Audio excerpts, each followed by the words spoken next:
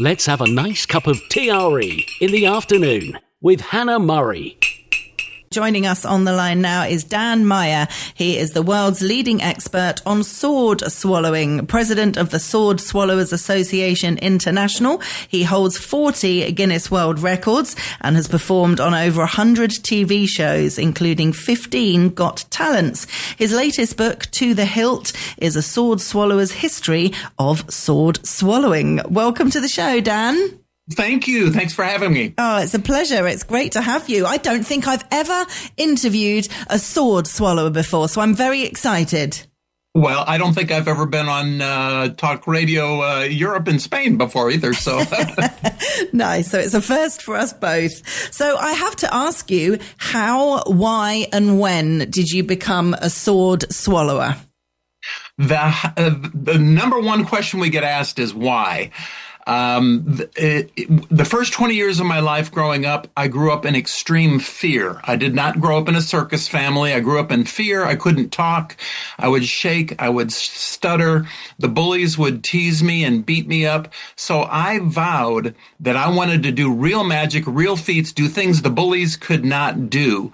Do real magic, fly around the world. I would read Guinness Book of World Records and Ripley's Believe It or Not books, and I saw real people doing real feats. Fast forward, in 1997, I heard there were less than 12 sword swallowers left in the entire world. And I decided I want to try that. And I began practicing. I practiced 10 to 12 times a day, every day for 4 years, a total of about 14,000 unsuccessful attempts before I got my first sword down in 2001, and I was 44 years old at the time, and it's just kind of changed the trajectory of my life. It's taken me to 60 countries around the world and get to meet some really, really interesting people all around the world, but it's been a blast. Oh, let me just pick up on something that you said there. So when you said you were practicing all that time and had lots of unsuccessful attempts, were you just just getting a random sword and putting it down your throat, or were you doing like professional practicing? How does one practice to become a sword swallower? Very, very carefully. Yeah, exactly. I had heard from some of the old timers. When I heard there were less than 12 sword swallowers left, I set out to find each one of them and ask them some tips. And the only tip I could get was to practice 10 to 12 times a day, every day. On average, it takes most people from 3 years up to 10 years to learn to swallow a single sword. But I got a little 13-inch sword, a little dagger, and I just began practicing and putting it in the back of my throat, trying to find the proper opening, the proper alignment. Could not find it. And I would just gag, day in and day out. And it just takes a lot of muscle memory to learn to overcome the gag reflex, to find the proper alignment into the epiglottis, to flip open the epiglottis and slide the blade down the esophagus, and to repress the retch reflex, the gag reflex, the peristalsis reflex, to slide the blade between the lungs, to nudge the heart to the left. And if you watch carefully on some of my videos, you can see the blade beating with my heart because it's leaning against the heart. And then we go down past the breastbone, relax the lower esophageal sphincter, and the blade goes down into the stomach, past the liver and kidneys, all the way down to the bottom of the stomach. Piece of cake. My goodness. I mean, when you say, you have to practice carefully, I'm assuming that a lot could go wrong with this. I mean, how do you stop yourself from cutting up your insides? I mean, how do you practice something like that without doing yourself serious damage? You have to be extremely careful. You have to treat each time as if it were the first time or it might be your last time. You just have to be really, really careful. When you find that the sword doesn't go past a certain point, you do not push. You never, ever push. That's dangerous, very dangerous. We have between 5 to 7 serious injuries each year that require hospitalization. I get people that call me all the time. And so it is something that is very dangerous. Most of them are upper esophageal perforations, although sometimes, like I punctured my stomach while I was swallowing 5 swords at once one time and ended up in the hospital, couldn't eat solid food for about a month. We had one sword swallower in London that he punctured his heart. The sword went down and he actually punctured his heart. I held his heart. It was in the British Museum in London, and I got to hold the sword that actually killed him. He died in about 1949, I believe it was. Alexander Durov found his grave and swallowed a sword on his grave in his honor. But it is extremely dangerous. We know of 29 people that have died from sword swallowing injuries and dozens more that have been injured. Wow. And presumably none of this puts you off. No, actually, that's the part of the reason people say, why don't you do something easier? Well, that's the whole reason I do it, is because it is so difficult, so dangerous. It's something that very, very few people can do. Today, there are less than a few dozen actively performing professional sword swallowers performing around the world today. That's fewer people than have gone into outer space, than have gone to the moon, that have gone to the top of Mount Everest. Right now, there are over 2,000 billionaires in the world, and yet there's less than a few dozen sword swallowers. So that's the whole reason that I like doing it, is because it is so rare and so dangerous. And can I ask, I don't know if you know, that the people who have done themselves serious damage or ended up killing themselves, if you like, have they been people that have been doing it for a number of years? Have they been professionals, or have they been people who have been kind of experimenting and trying it out at the beginning? I mean, how likely is it for you to do serious damage when you've been doing it professionally for many, many years? It's a bit of a mix. Obviously, when you've got somebody who's brand new at something and they make a mistake, it can be, disastrous. It can be deadly. So we do get a lot of younger beginner sword swallowers that are practicing or trying to learn to swallow a sword, who puncture themselves. They get little scratches and scrapes and bad sore throats and just they finally give up. But it does also happen to some of us who have been doing it for years. Now, if you do it long enough, and for me, I've probably swallowed, 50,000 swords, over the past 25 years or so. And so you kind of get this little false sense of, oh yeah, I've got this, I can do this, kind of thing. But all it takes is one wrong move, and then you're in deep trouble. It's as if you were Evel Knievel or some, motorcycle, jumper. Yeah. And you think, okay, I can do this. I've done it, so many times before, but you have to treat each time as if it were your first time, or it might be your last. And because so few people do it and have done it over the years, do you know the kind of ratio between men and women? I mean, how many women do this? Is it mostly men? Actually, no. Surprisingly, for a while there, we had about 19 or 20% women. The numbers might be up a little bit. Going back historically, one of the first women sword swallowers was Miss Victorina. Her real name was Kitty Fisher. She was German she started about 1891, 92, and she and her husband were both famous sword swallowers. In 1897, we had a female sword swallower from London by the name of Edith Clifford. She was only 13 years old, and she became one of the stars of Barnum and Bailey Circus in 1899. She performed with Goldmer Brothers until 1910, and then with Ringling Brothers, Barnum and Bailey combined shows until 1922. And she started when she was 13. We had another one, Marie DeVere. She started when she was 14, about 1904. She was a student of Edith Clifford. And so we have had a number. Esteline Pike is another famous one that we showcase in the book. Edna Price, Lady Patricia Zerm, Lady Diane Falk, Lady Sandra Reed. We do have quite a few very famous female sword swallowers, and there are becoming just a few more in the past several years. Some people will mix burlesque and sword swallowing and fire eating, and the whole kind of neo sideshow kind of thing. And is there anything anatomically to suggest that it would be easier for one sex over the other? No, not that we know of. In 2003, I did a 2-year medical research paper on all the known sword swallowers.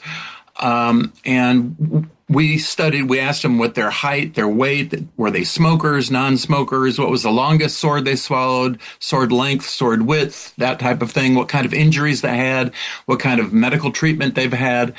And surprisingly, we didn't find really any information that says that one sex could do it over the other. Now, I did have one sword swallower that I mentored for about 10 years, and he could do all of the other sideshow stunts, fire eating, glass eating, but he still, to this day, cannot get a sword down his throat. And he's a bit of a heavy-set guy, a rather large guy.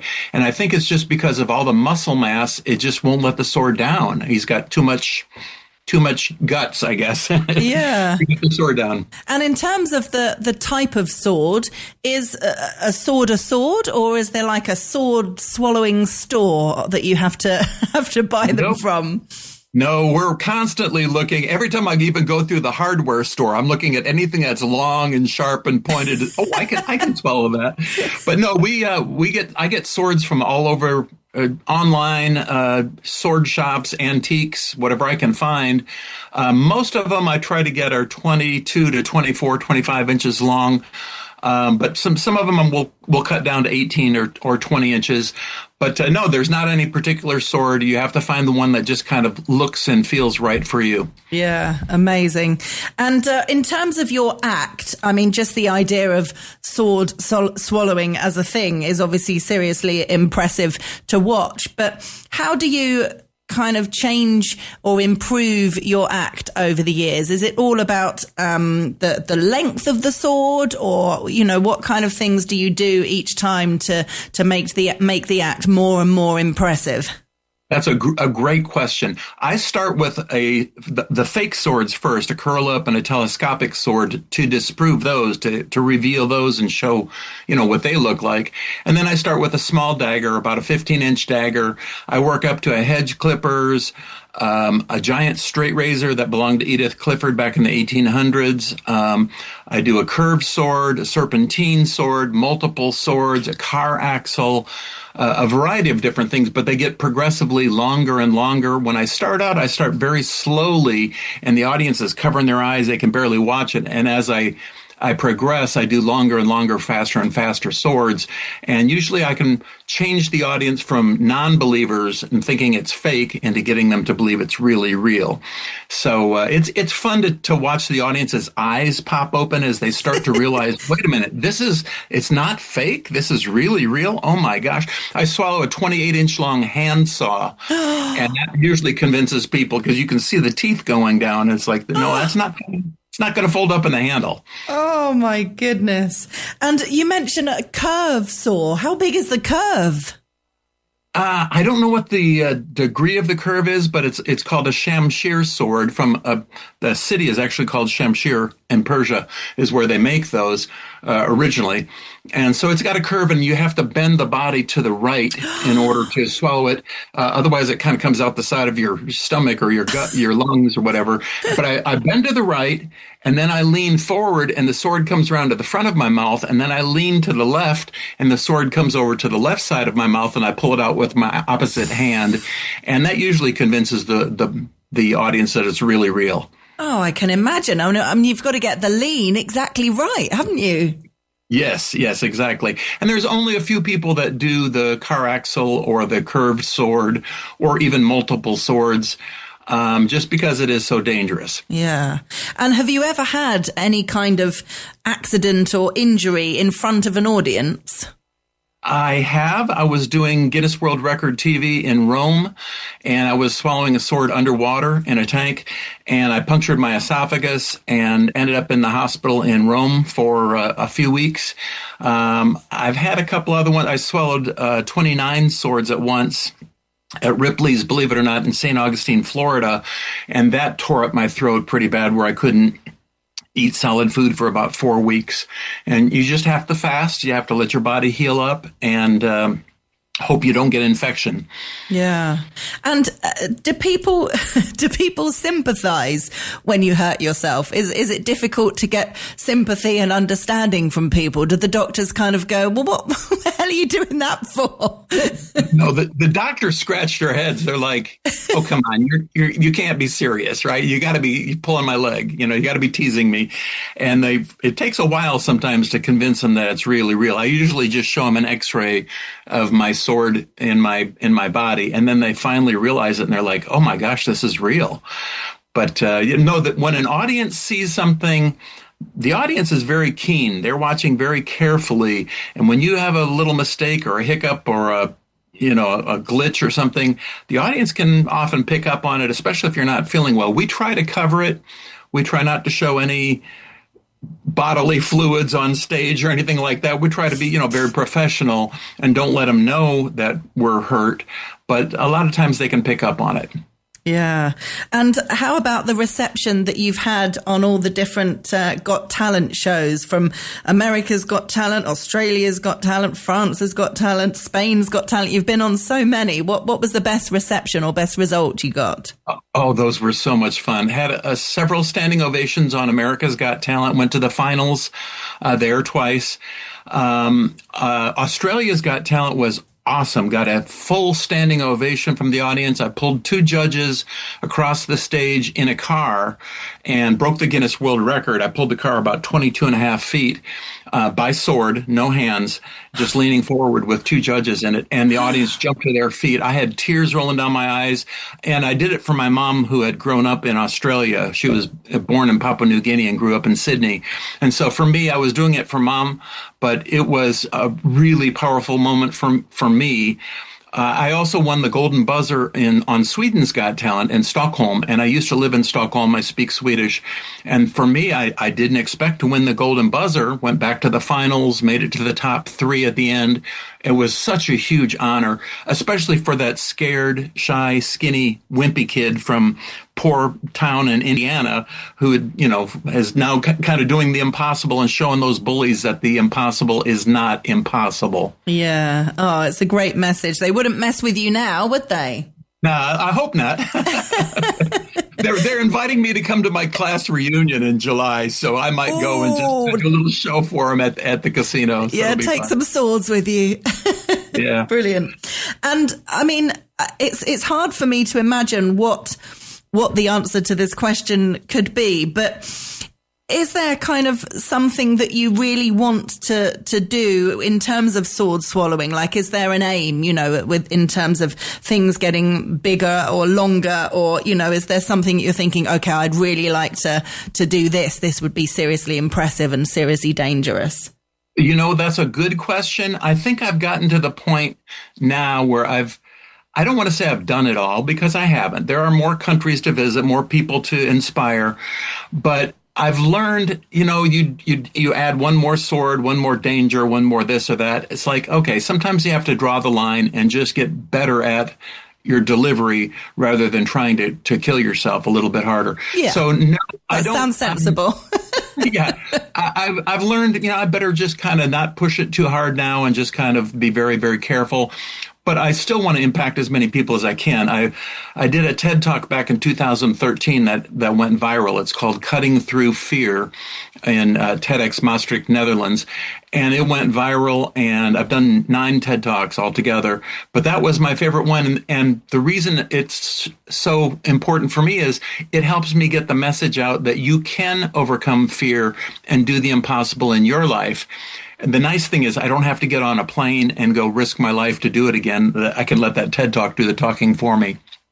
Yeah, absolutely. Amazing. But actually, the biggest thing for me was to put out a book on the history of sword swallowing, and we just did that a month ago. It actually came out yesterday in Europe, all around Europe. It's called To the Hilt, A Sword Swallower's History of Sword Swallowing, and that's going really great. It's the story of 100 different sword swallowers, their history from the 1800s to the 1980s, and then we've got about 40 stories of living sword swallowers today that are just unbelievable, cringeworthy stories on sword swallowing. Amazing. Really fascinating stuff. It's fun. And has much changed in the world of sword swallowing from the 1700s to now?